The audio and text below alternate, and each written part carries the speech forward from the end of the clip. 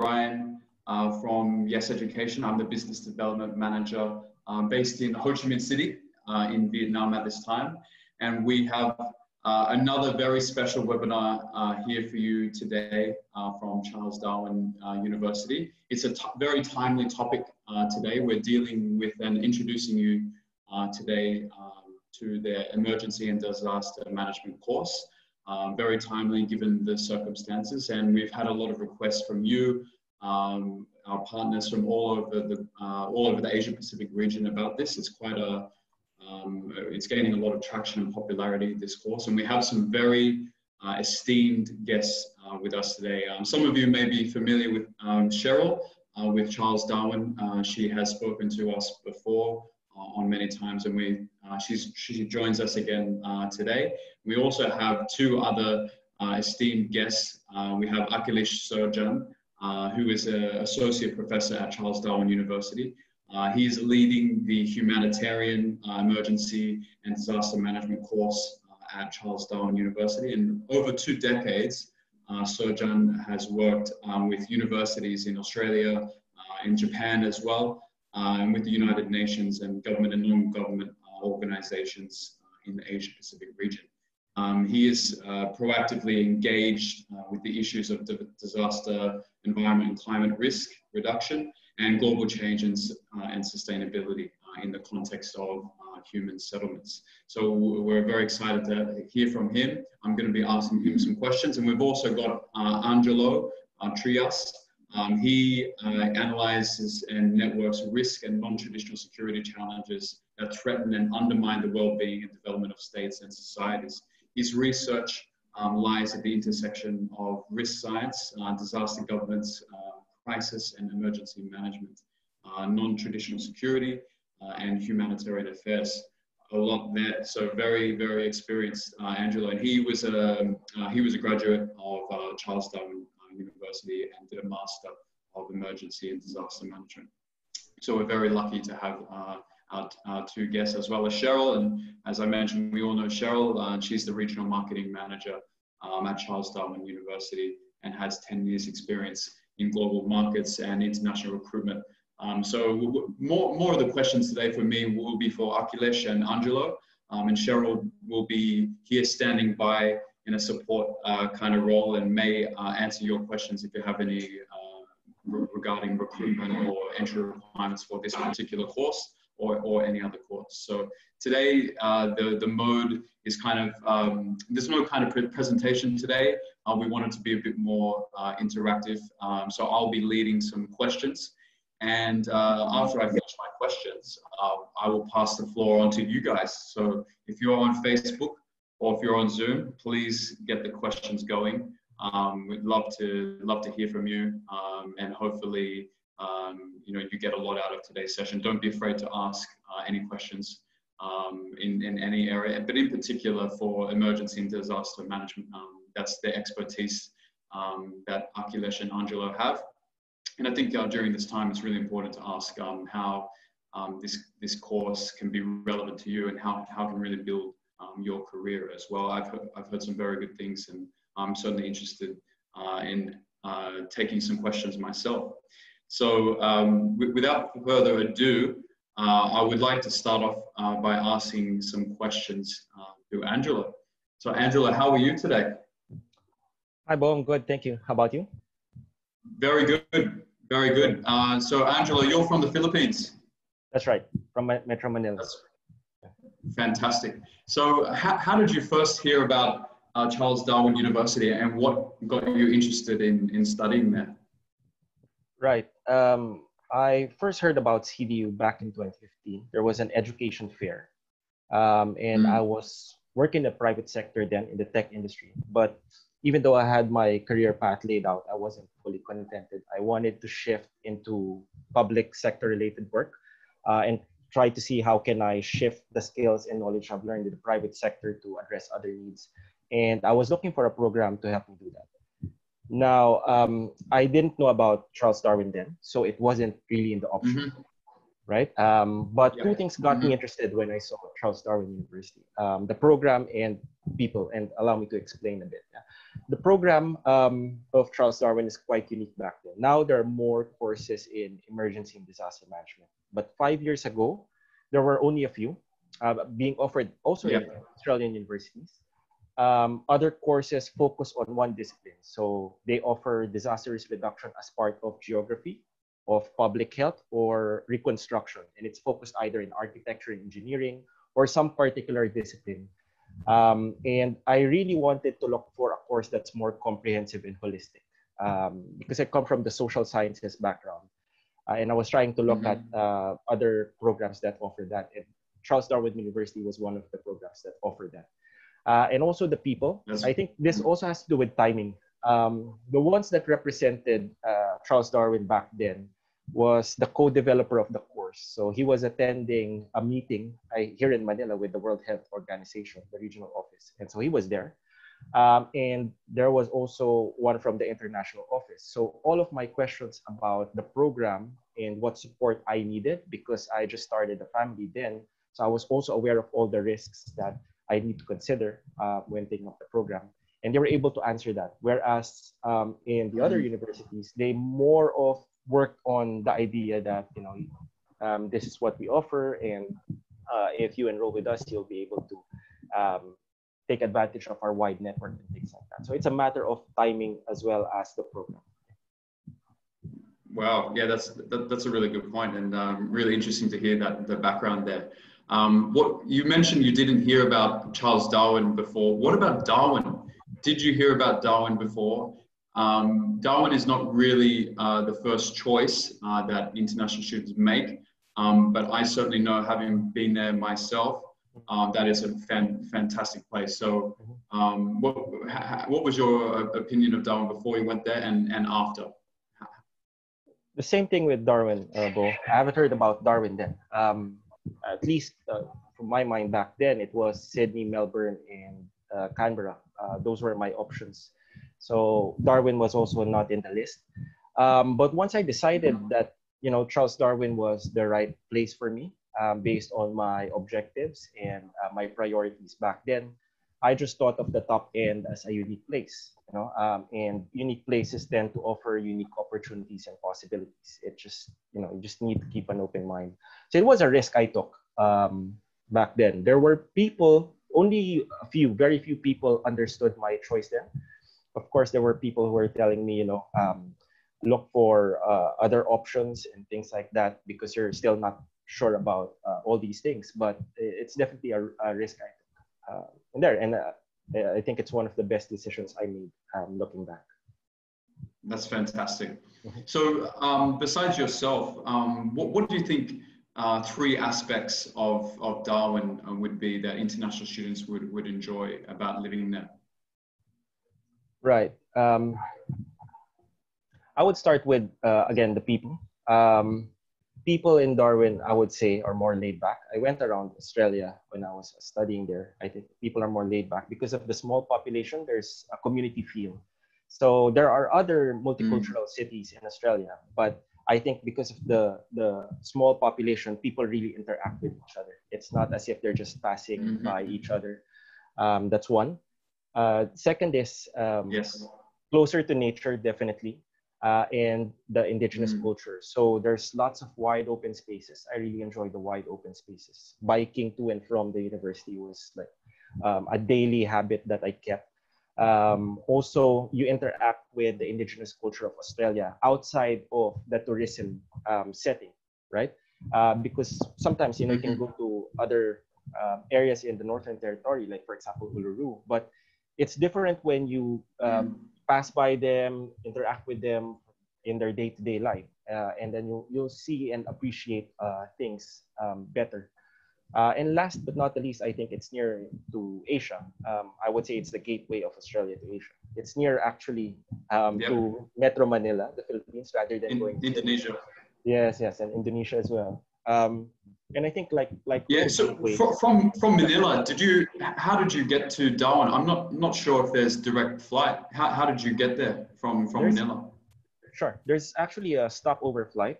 There's a straight flight to Brisbane from Philippine Airlines, and they stop by Darwin. Right. So okay, interesting. Right. Okay. Great, and thank you for mentioning the indigenous aspect as well. That's certainly a very present culture, definitely in the Northern Territory, and I think it's absolutely essential to learn about for everyone if they do get the chance to go to Australia. It's very interesting. It's one of the oldest continuous cultures on the planet, and well worth learning about and interacting with indigenous people of Australia as well.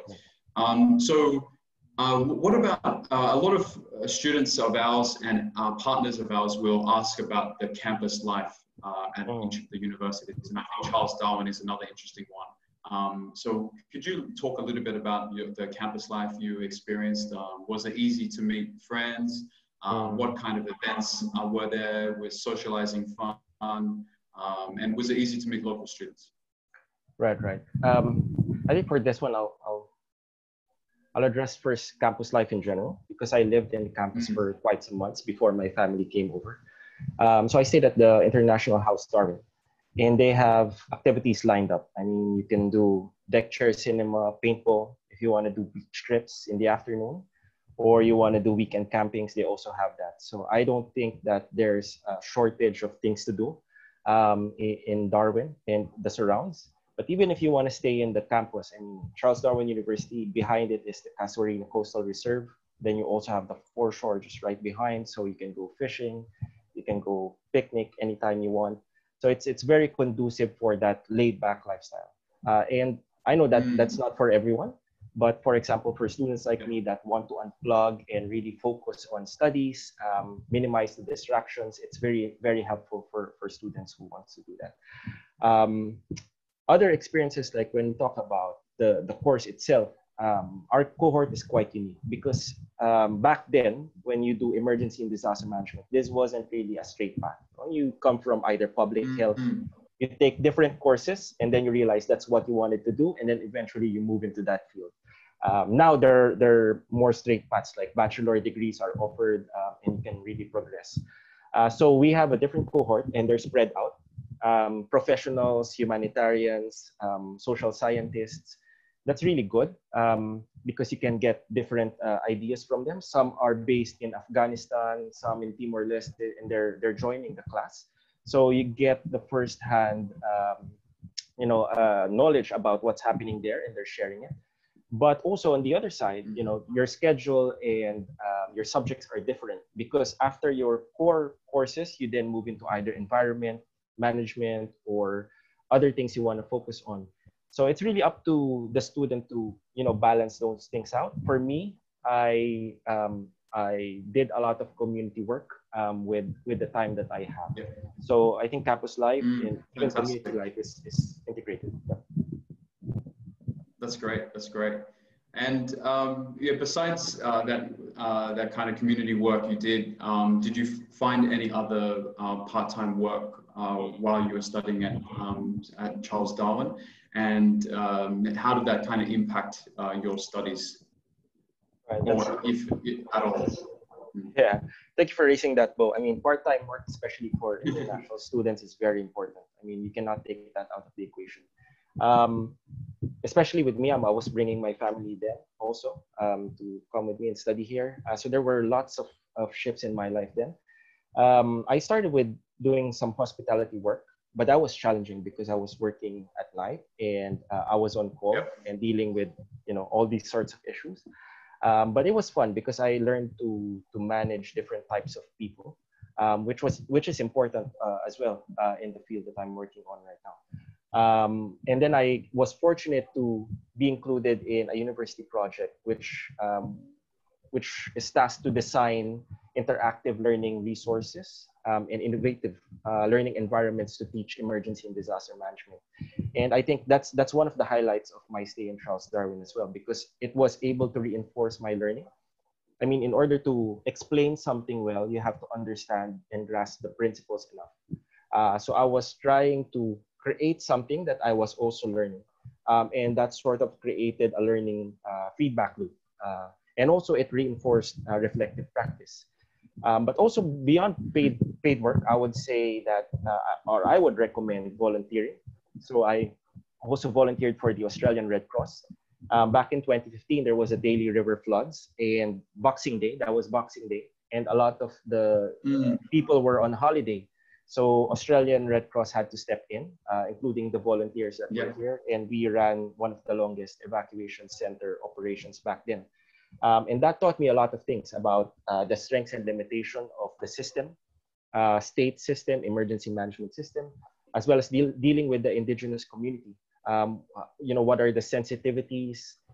What are the soft aspects that you need to grasp in order to help them? That they feel that they're accepting the help that you're giving them as well. So yeah, those are the things that I can share. Seems like you really became a leader at your time in Darwin. You really stepped in and took the initiative, which is really what international students need to do when they study abroad. It seems like you got a lot out of it. What about during those early stages at Charles Darwin? Did you find learning the Australian system of education, did you find there was any major differences, and did you find any difficulties or things like that? And if you had difficulties, how did you overcome them? Oh yes, definitely. There were several difficulties. Our education system is based on the Spanish system and then American education system. So this is quite different. To start with, even the hierarchies in the education system, how you deal with the professor-student relationship and all those things. So it took a while for me to really, engage in debate and participate in the way that Australian education system actually runs their courses and programs. But I think that's where Australian universities are really good at in general, because education is one of their largest exports, international education. So they are aware of their neighbors, and they have set up systems in place to enable international students to adjust. But I think what makes Charles Darwin special is that it operates in a context that's quite different from the rest of Australian cities and states, right? And because of that, they have developed mechanisms and some arrangements that not just enable students, but also empower them. Basically keep them in school, or if they were out for a long time, bring them back in. And that's usually the case for a lot of international students in Asia. We don't usually go from bachelor's degree to master's right away. We have to stop first and work. Learn, and all those things. So I would say, like, when looking at Charles Darwin universities, they have that empowering sort of initiatives and efforts that enable, for example, a student who's the first university student in their family or generation, or probably someone who went to the Northern Territory to work and then after 20 years wanted to go back and get a degree. I've seen that a couple of times in Charles Darwin University and how they're actually helping these students. Okay. I want to talk a little bit about your experience at Charles Darwin University with your professors and your tutors as well. How do you feel the relationship was between students and professors and tutors at Charles Darwin? Did you feel like they were quite approachable, and how was that experience there? Yeah. Like I said, it took a while for me to warm up to the system. But yeah, in general, I think the low student and staff ratio is very important, because you're not just a student number.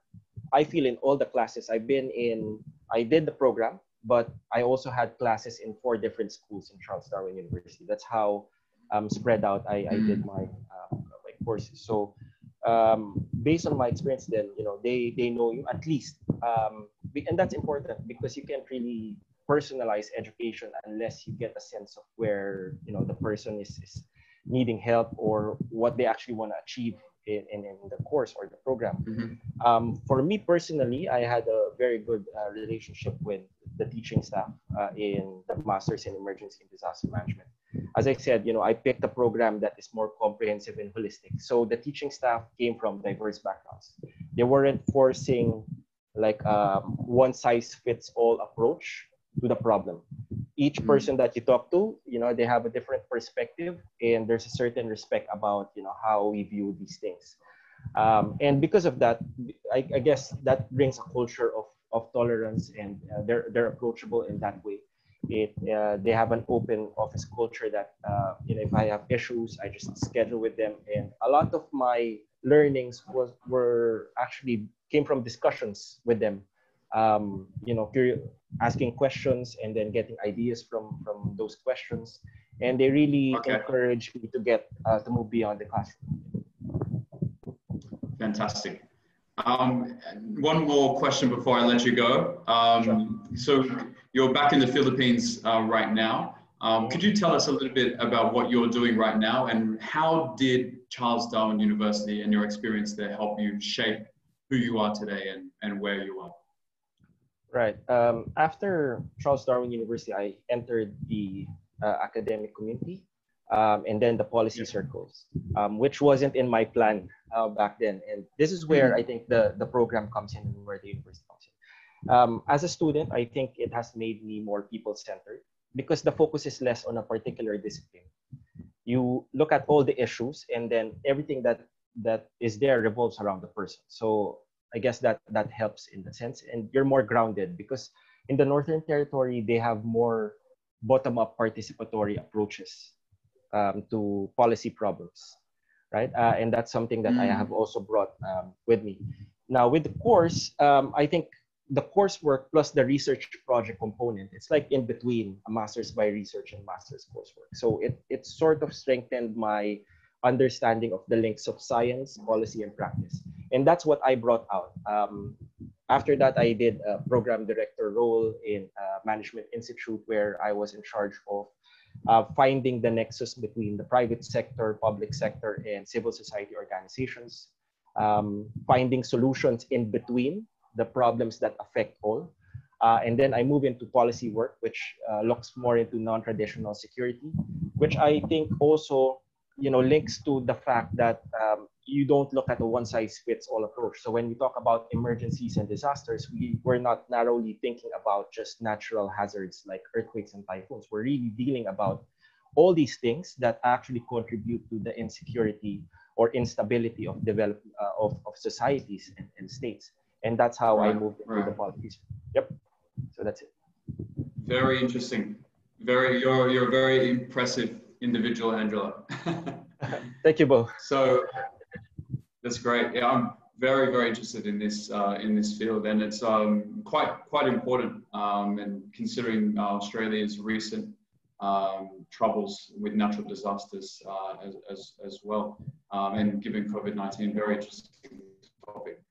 We'll now move on to Akhilesh. How are you, Akhilesh? I'm very good, Bo. Thank you very much, and hello, everyone. Thank you so much for your time again today. We really are lucky to have both you and Angelo join us, and you've got a very impressive bio. You've got a very impressive background, and Thank you. We're interested to hear more about you. So originally you're from India, and you studied there, and then you've moved all around Asia quite a lot as well. And then you've made your way to Darwin, and you've been in Darwin for the last 5 years. And before that, you were in Japan, I believe. That's true. What first inspired you to go to Japan and stay for 10 years? What was the attraction for you?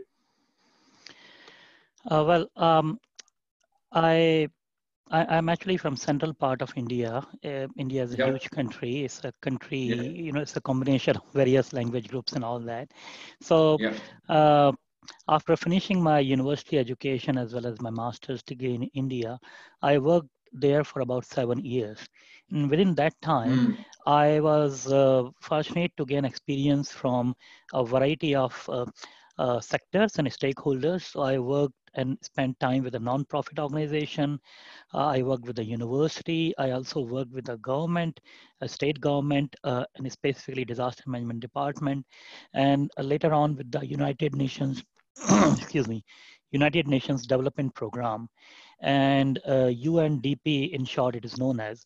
And UNDP at that time was partnering with the government of India in responding to two major disasters of that time. One was the 1999 Orissa super cyclone and 2001 earthquake of Gujarat. So they were launching a very comprehensive program in 17 different states and 169 districts of the country. And I was selected in UNDP to lead this program in a state called Delhi. Delhi, to most of the people, is a city, but it is also a state with number of districts and a huge population. So, so while I was working in this sector, I also realized that disasters come, they will strike a region, and the development, whatever has happened so far, we might have built schools or hospitals or roads or infrastructure or businesses and private homes. Disaster will come and it will destroy everything. So disasters will wash away the gains of the development. We may be developing one city or one region for maybe 1, 2, 3, or 4 decades, and then you have one big event and then everything is gone. So I was always thinking that disasters and development cannot coexist together. And development is not only the physical development I just mentioned, but also the economical development, the social development, the infrastructure development. So, but when I learned about Japan when I was working, I found that at that point of time, it was the second largest economy in the world. And when you talk about disasters, be it earthquake, be it tsunami, be it floods, be it typhoons, and whatnot, and they are exactly, and they have they have these with a great amount of frequency and intensity.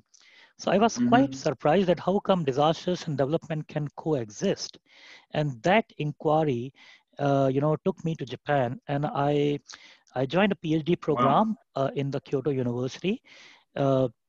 It was a 4-year program, but I was able to complete my PhD within the span of little bit more than 3 years. And you're right, I lived in Japan for 10 years. Initially, that was not the plan, but sometimes things doesn't go necessarily the way they have to. So when I was in my final year of PhD program, there was a position advertised at the United Nations University. And because I had about 1 more year to finish my PhD, I thought there's no harm in getting some experience by applying for a position. I applied for a position. They had it was only one position. 91 people applied, and for whatever reasons, I got selected. They also considered my previous experience in India, working with different organizations, and also they looked at my publications. And while I was doing my PhD, I was also involved, a bit similar to what Angelo mentioned, with number of other activities, which you can say extracurricular activities, social engagement, working with the international organizations, etc. So I got selected for that. So there was a time where I sandwiched between work and studies. So while I was finishing my PhD, but also I started working with a new organization. And and then my alma mater, Kyoto University, invited me to join one of their exciting program called Global Survivability Studies Program in 2012. So I moved there, and that is how 10 years have gone like nothing, and it was a great experience. Yeah. Great, fantastic. Yeah, that's a really good introduction to your background. A very fruitful and very experienced time you've had. So now you're in Darwin. So before you were in Japan, like you said, you were dealing with a lot of disasters like tsunamis, earthquakes, and so on. How about Darwin? In Darwin, what sort of research and development have you done in Darwin? And I'm sure Darwin has been known to have some cyclones in the past. There was Cyclone Tracy in the 75 or 74. So did you do a lot of research on that and other potential disasters in Darwin? Well, I was keen to visit or probably live in a city which is built and rebuilt again. And I found Darwin gives the answer to that. You mentioned about the Cyclone Tracy, which occurred in 1974, but Darwin has a history of building and rebuilding. So there was a big tropical cyclone which has destroyed the city of Darwin back in 1897. Yes. more than 100 years ago. Mm. And then there was another one, it was not that strong, but it also had a severe impact, which was in 1937. One of the another Mm-hmm. important thing which many people do not know about is the bombing in Darwin. So we know about the World War II, and everybody probably knows Mm. about the Pearl Harbor. And Yes. Darwin was the practice ground for the Pearl Harbor. And indeed, it Mm. is documented that there were more bombs dropped on the land of Darwin and around Greater Darwin compared to the Pearl Harbor. Mm. So, Wow. because, on 19th of February 1942 at about 10 a.m., it was the largest single attack actually ever happened on Australia by a foreign power. On that day, Mm. close to 250 aircraft attacked the town. And so Darwin has a history of building and rebuilding, not only from the natural hazards such as cyclones, but also from bombing and witnessing the World War. And of course, then there was Mm. a Cyclone Tracy. Exact period of Cyclone Tracy in 1974 was 24 to 26th of December, exactly the Christmas time. And it has Yes. devastated and leveled the city. And after that, Darwin has taken up major steps to remodel itself to grow itself into a tropical, ideal capital city. And now you come to Darwin and you will see wide tree-lined street, inviting public buildings and hectares of landscape parklands. And as Mm. I guess Angelo already mentioned a couple of those things. We are the largest city in the Northern Territory with a population of close to 150,000 people, and we are on the edge of the Timor Sea. So every day and every evening I can enjoy one of the best sunrise and best sunset in the world, I must say. Some of the photos are Great. just fascinating. Uh, Mm. uh, Lovely. and not only I love the lifestyle and the weather, but also the university, which is a relatively small compared to many of the large universities, but also it gives you a feeling of family, a cohesiveness. And I completed my 5 years here, and well, if all goes well, I would like to retire here. Great. Yes, it is a nice place, a good place to retire. Indeed, indeed. I want to talk about students now, Yeah. and in particular about this course. So, do you think, given the recent debate about climate change and the recent natural disasters associated with that, do you think Mm. has there ever been a more important time to study this? Disaster management, sustainability, environmental management. And if it is that important, what sort of job opportunities are there available for it after you study this course? Sure. See, regarding the timing, one has to make a beginning at some time or other. In my case, I have a personal reason to get into the disaster management because, as I mentioned, I come from central part of India, and back in 1984, Mm-hmm. the city has experienced one of the worst industrial disaster in the human history, and that has created some interest in me. Was that the Back, Bhopal? you're right. You're Was right. You that the have a good. Bhopal? You're a smart guy, Yeah, Bo. Yes, you remember correctly. yeah. It was the Bhopal gas tragedy. That's Mm. true. That's my hometown. Yes, I heard about that. And yeah. And Mm. then, I also witnessed a major earthquake followed by tsunami and followed by Fukushima fallout in Japan in 2011 when I was working with the United Nations University. Mm. So, Wow. when you ask, when is a good time to join? If we look at, for the past 2 decades, they are, one or two major events, and they are just close to each other. In Asia Pacific region, it was the 2004 Indian Ocean tsunami, and in America, it was the 2005 Hurricane Katrina. So on one hand, the Indian Ocean tsunami has impacted about 20 countries in the Asia Pacific region. Most of the countries were developing countries, but the very next year, the largest economic power or global superpower in the world got severely impacted by the Hurricane Katrina. And these two milestone events have triggered a lot of interest in this discipline, and a number of universities and research institutions have started working on developing the educational programs specializing in emergency and disaster management. Charles Darwin University also took a lead at that time. and gradually developed this area. And for the last 6-7 years, we are offering, postgraduate programs, but undergraduate programs are there for more than a decade. You asked about the career opportunities, but let me give Yes. you, a bit of a hint about what kind of student cohort comes here. Uh, while this program is quite popular among the international students, we also have a huge number of domestic students. And unlike in Asia Pacific region, where in most of the Asian countries, we believe that first you finish your education, then you join the job market, and that is the end to education.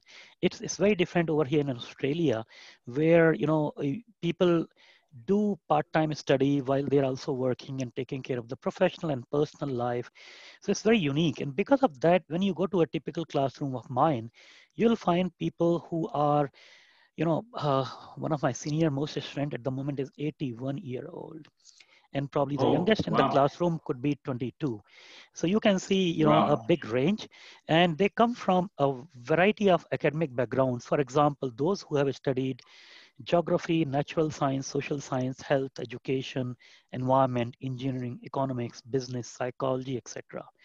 When it comes to the professional backgrounds, many of the international students, as well as the domestic students, uh, are working or have worked previously with the police, fire, and emergency services, with the non-profit organizations such as Red Cross or Oxfam or Save the Children. They also have worked with, as a consultant or teachers or researchers or humanitarian organizations. I have also students who are working in the insurance companies, psychologists, doctors, general practitioners, nurses, professional engineers, even, aviation sector. And more recently, a lot of interest came from the Australian Defence Forces as well.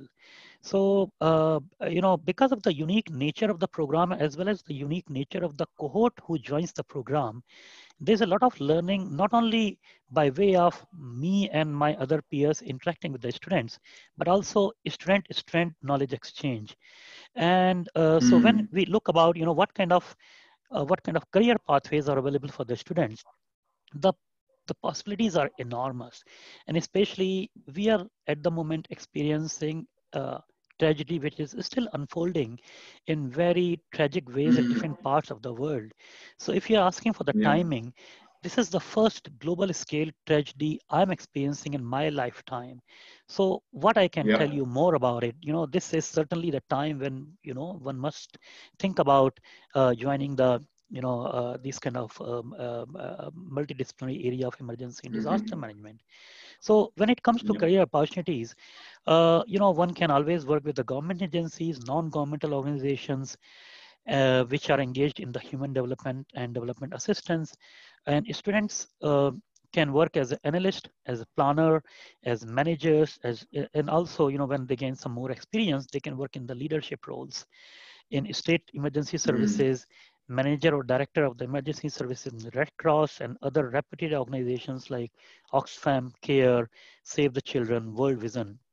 And when the Mm. students gain some more appropriate experience, they can work as a senior, consultant or expert with the DFAT, which is the Department of Foreign Affairs and Yes, Trade, with the foreign absolutely. agencies, United Nations organizations such as UN Office for Disaster Reduction, UN Office for Coordination of Humanitarian Affairs or Refugee Association, Asian Development Bank, World Bank, regional organizations such as ASEAN, uh, and also more recently, I observed that a lot of private industry is taking interest in the business continuity planning. They want to make sure that they have a plan B available when their business as usual scenarios go fail. And because of that, even the private sector is looking for hiring the people who have got expertise in emergency and disaster management. So there is Mm. an enormous opportunity, I must say, and it is expanding, and it is expanding at this current time more than ever. That's great. And yes, so good to hear that there's many opportunities in so many different fields. It really Indeed. is endless, like you say, and for government and non-government organizations as well. So very attractive for students out there. Yeah, we're going through this very nicely. We've got about 20 minutes to go. So I Okay. might have to, I've got some questions for you all. but we might shoot through them very quickly. So I'll just ask them one by one, and if one of you feels like you're more qualified to answer the question, you can go ahead. One that I'm very interested in is over all of your time at CDU, even you, Angelo, you're a student, but I know you're still very connected there. Over your time, can you think of any other international student besides Angelo who impressed you during their time at Charles Darwin, and what kind of projects did they work on, and where did they go on after they finished up at Charles Darwin? Maybe Akhilesh, maybe or Cheryl, yes. Yeah, sure. I can talk about a student that actually, so he's an alumnus, Ben Provida Alfonso. He is a Colombian student who did a Bachelor of Professional Accounting.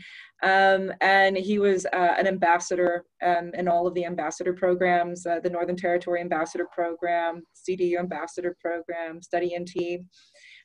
He also is working for CDU at the moment in our international student support services. And he is he does a lot of work with me because I look after the Latin American market as well. He's a very impressive individual who really put himself out there. He does a lot of work in the community in Darwin as well. And so I think it's important that international students try to, meet people, put themselves out there to make the most of their experience in Darwin. It is a place where you get to stand out. There's a lot fewer people there than there are in, the major cities. Yes, you do stand out if you do very well. That's for sure. I 100% agree with that. What about who would like to talk about the employment situation? You've talked a little bit about it, but what do you think students need to do to kind of maximize their opportunities of securing a good job while you're in Darwin? Yeah, I can speak to that as well if you'd like. I think like I mentioned, it's important to get yourself out there. There are opportunities for you to showcase your abilities. Professional placements are part of a lot of the programs that we teach. So you've got that opportunity. In IT, there's a code fair. You can, showcase your abilities to the business community. I think also taking part of, I think probably, your best opportunities for employment when you get to Darwin would probably be in July, because that's the big tourism season for Darwin. And I would say that if I were an international student, I would probably join in July, just because I know that that's kind of when there's a lot of activity in Darwin, and there's probably the best opportunities for me to get employment while I'm there. Yeah, that's a really good answer. I absolutely agree with that. How about, I wanted to talk about, this is another question we get quite a lot as well with our webinars. For a lot of you, like Akhilesh, you've done your bachelor's at home in India and then made all your way, you did your PhD in Japan. And it's been a while since you studied.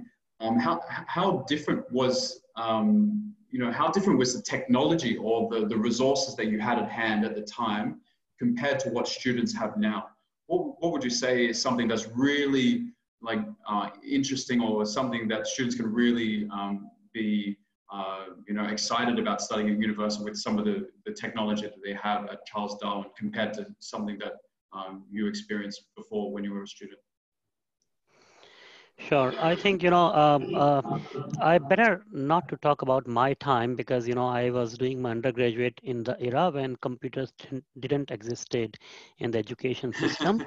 When I was in my final year of the college, then 2 or 3 computers arrived, and they were, kept in a lock and key system, and you had to remove your shoes and get a permission, and you can use it only for a certain number of hours and all that. Wow. And yeah, interesting. Times. So it was a very, very, highly secured toy at that time. And but I must say I experienced a magical transformation, if I can use that word, even when I moved to Japan and from Japan to Darwin. Because in Japan, the teaching was quite a lot on in a face-to-face environment. So although the IT systems were quite advanced, and we can have some of the best computers and computer laboratories and softwares, etc., available, and also the libraries for the students as well as the faculties, still the system was more in a face-to-face setting. When it comes to CDU, I found that both international students and domestic students have some flexibility. So international students certainly have got some attendance requirement, and because of that, they need to be based in Darwin, and they need to at least attend 80% of the classes on face-to-face setting. But still, there is a flexibility of attending the 20% lessons in an online mode, and it often it's not uncommon for a person to feel sick sometimes, or maybe a little bit of fever, got tired because of their part-time work. And if you're not able to go to the university to attend the classes in a face-to-face setting, you can just turn on your PC and you can join the live session. So the way we are talking at the moment, so I am a couple of 1,000 kilometers from you, Bo, and so does to the Angelo or other people.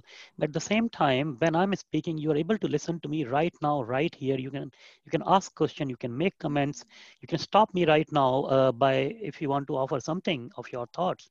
Exactly the same goes on in the classrooms. A typical classroom looks like where I go to a lecture theater. I have to turn on a system which is fixed in the university, and then when I turn on in the system, I am online immediately the way I am right now here. So those who are face to face, they are sitting in the classroom, and then more than that, a great number of students join online, and the interaction is pretty much same. So in no way learning is compromised. On top of it, on the cherry on the cake is that we have a very fascinating top of the class learning management system. You can imagine it as a sort of Facebook for your specific subject you have taken. So for example, if you are a student and you are taking subjects, say emergency and disaster management in context, this is your first semester topic. And for this, first semester topic, the traditional learning is you go to the classroom or you attend the online session and that's it. But here we have a learning management system where you have all the information, all the sessions which are available in the form of recording from the, session 1 to session, 12 or 15, whatever number of sessions we deliver. Plus, before and after each of the session, we provide learning materials, and students can also interact over there. So there is a forum for interaction among the students as well. And for example, if I introduce an assignment to you, Bo, if you are my student, okay, and you want to practice that assignment before presenting in the classroom, you can just say that, hey, anyone available for making a practice session with me? And then there'll be another student who will say, hey, I was also looking for a partner. And you too can organize a practice session by yourself using that system. It's a very unique, it's a very state of the art and very world-class system, I must say. Plus our library is also very comprehensive. And library is not only the physical library, but also CDO library is part of the Australian library networks. So if a particular book or a journal is not available here, we can rope in with hundreds of libraries in and around Australia to get that book or publication with us. So in number of ways, technology is a major advantage in the current times. Yeah, I want to just jump in real quick here too and just say that emergency and disaster management, as well as a lot of our other programs, in fact, most programs are available for online study for session 2. And as we all know, that people will not be affected, their COEs will not be affected by online study while we're going through this time. But further to that, we're having a blended learning platform for session 2 2020 because we have to make sure that we have social distancing and so forth. So anyone who can make it to Darwin, they'll be expected to be doing face-to-face as well as online study. Great. Yeah, that's good. That's good to know. Fantastic. And it's like you say, Akhilesh, it's really one of the best times to be a student. The technology that we have access to is fantastic. One last question. We've got about 15 minutes to go. My last question is, because Northern Territory and Darwin is just so beautiful, so great, I just want to hear a quick answer from you. What is your favorite destination to travel to in Northern Territory? What is the most beautiful or culturally significant or naturally most beautiful place where you would recommend a student to go for a short trip in Darwin? Maybe you can start, Cheryl. It's hard to pick one. Well, that's very true. It's very hard to pick one. Sorry, I'm jumping in. Let these guys answer. I can't really pick one. You put me on the spot. See, as I told you, it depends on how much time you have. You know, if I got only, say, 1 hour in the evening, I'll just go to the Kajuna, cliffs, which is like a walking distance from the campus, and I'll observe wonderful sunset. And if I have a little thing to eat, I can, just, spend some time eating as well, and my fantastic recreation is over for the day. If I'm looking for spending a weekend, say leaving on Saturday morning, coming back on Sunday night, I can just get a tent, and I can do camping in the Litchfield National Park. And there are water holes. I can go and I can see nice waterfalls, and the weather is amazing. And you are in the middle of nature. In the night, you look at the sky and you will feel that, oh my God, the world is so illuminated. I never experienced, beautiful, beautiful stars all over. So, and if you have a little bit more time, I think weekend is good enough also to go to our wonderful Kakadu National Park, where you can see a lot of Aboriginal art and culture and museums, etc. So it really depends on, how much time you have. You have plenty of options available. Sure. What about you, Angelo? Yeah, for me, Bo, it's similar to Akanash as well. I mean, the everyday thing. I lived in around the foreshore, near the university as well, and waking up to the sound of birds, watching the sunrise, and then going back home, just stopping by with your bike, sitting down, and having a picnic while you watch the sunset. Those things are, I think, the things that stick. I mean, there are many, of course, places to go in Darwin. Lots of pockets. If you seek them out, they will show themselves to you. They will reveal themselves to you. It's not as if everything is just there, but it's the everyday thing. I think that sticks to you once you leave Darwin. So. Yeah. Great. I just want just before we take some questions from the floor. I guess it's important to note as well that Northern Territory has dealt quite well with the COVID-19. I just saw the latest figures today. I think it was 57 days since the last community transmission to Darwin, so quite a long time. And I think, Cheryl, you wanted to mention that borders will open in July. Is that correct? So onshore students will have a good opportunity to go to Darwin as well. Yes, just in time for the session 2. The borders will be opening on the 17th of July. There won't be any mandatory quarantine or self-isolation period, unless, of course, people come over and they're sick. There's online available for anyone who can't travel. It might be overseas, so definitely very happy that. I think it's really good that Darwin has dealt with the situation. I think we'll keep looking at the news though, because Victoria is having a little outbreak. A bit of an outbreak in Melbourne. I think the last 8 days there's been double-digit cases, 33 today. So that's a little bit concerning. So we'll keep monitoring that as well and let everyone know. But for Northern Territory, there hasn't been any cases for a very long time, almost 2 months, which is quite fantastic, and good to hear that students onshore in Australia can go there. Can I add here a little bit? Not only we are one of the safest place in Australia and probably around the world at the moment, but also I must say that there was not a single day when I stopped coming to the university. there was no sort of lockdown here. Of course, university was taking all the precautions. We were, everyone was asked to, maintain social distancing, physical distancing, hygiene, etc., which still continues. But, and we were given the, option to work from home. But I live not very far from the university, and I love to come to the campus. It's so green, it is so wonderful. And even at that time, students were allowed to come to the office. Of course, we were maintaining a little bit more distance than about 2 meters far from each other, which looks a bit weird. So in many ways, we missed experiencing what many other parts are still experiencing in the worst possible ways. And when it comes to, consider moving to Melbourne or Sydney or any other crowded place in Australia or elsewhere, you will have to take trains or public transport to go to the university if you're not living very close to the university campus. Plus, university campuses are huge, class sizes are huge. Compared to that, in Darwin, you have a lot of possibility to remain extremely safe if you also keep following the, the current habits of, social distancing and hygiene practices, etc.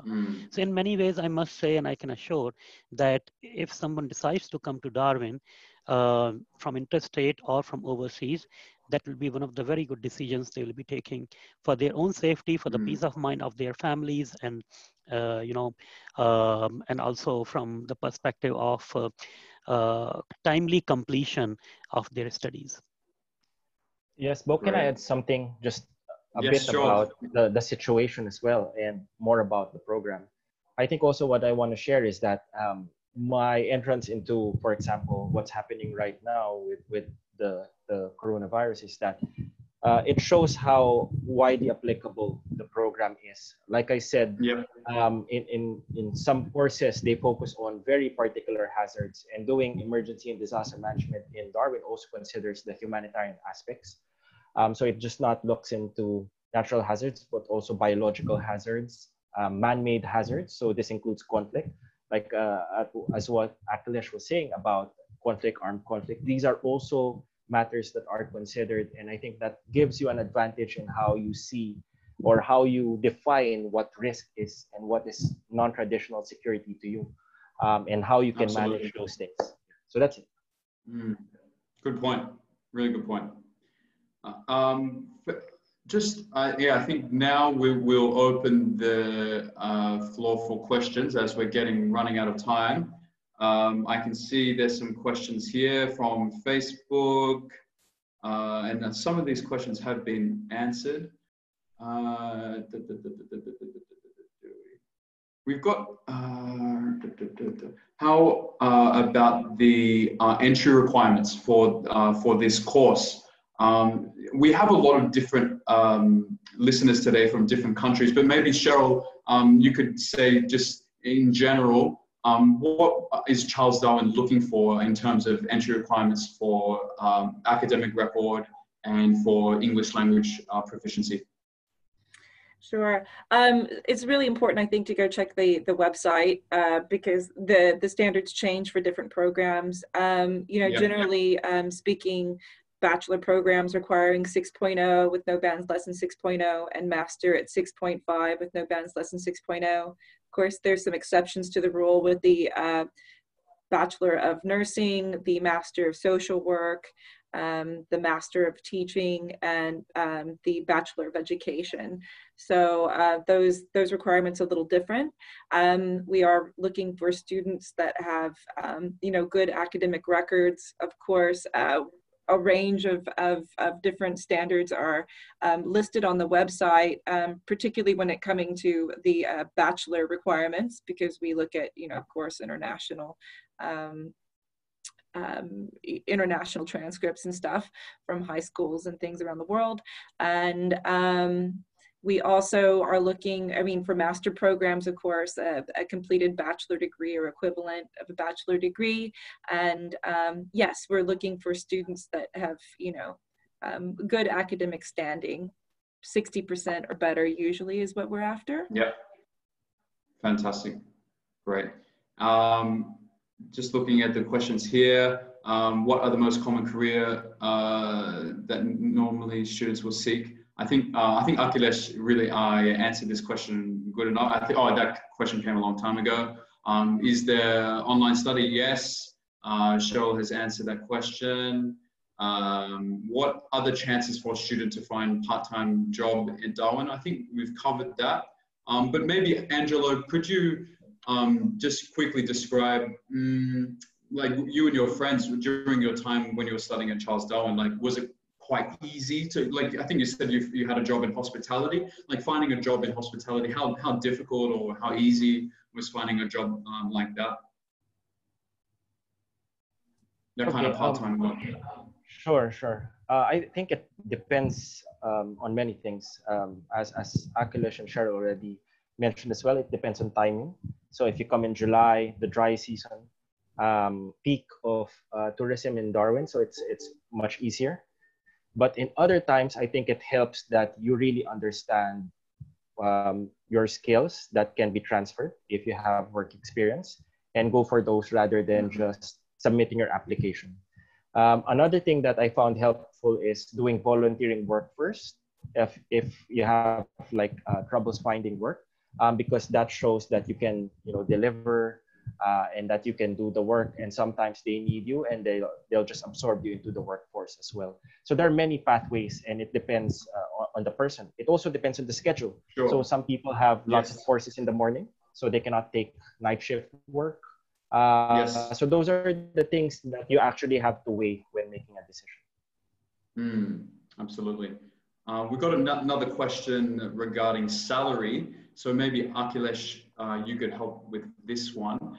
The question is, what is the starting salary range for fresh graduates from this course?